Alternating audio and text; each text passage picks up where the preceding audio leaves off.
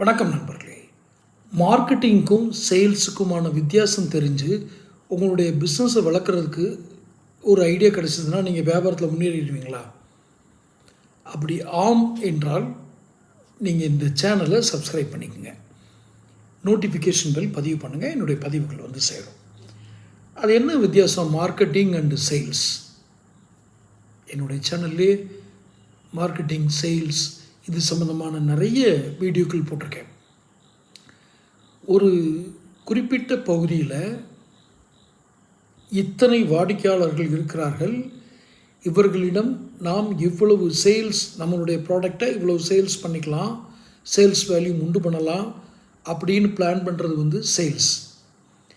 எப்படி பண்ணலாம் அப்படிங்கிறது தான் மார்க்கெட்டிங்.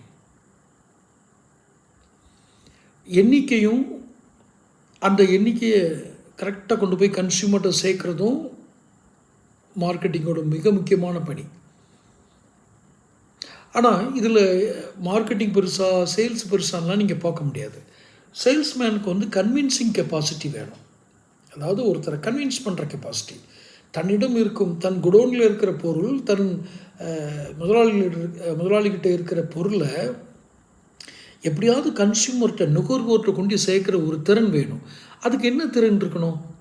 Convincing capacity. அதாவது ஒருவரை தன் பிராண்டுக்கு மாத்திர அந்த உத்தி தெரியணும்.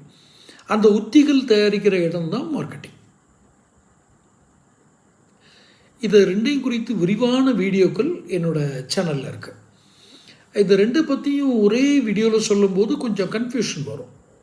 அதனால தான் நான் மார்க்கெட்டிங் அண்ட் சேல்ஸ் தனித்தனியாக சொன்னேன். இந்த ரெண்டுமே ஒரு பிஸ்னஸ்க்கு ரொம்ப முக்கியம்.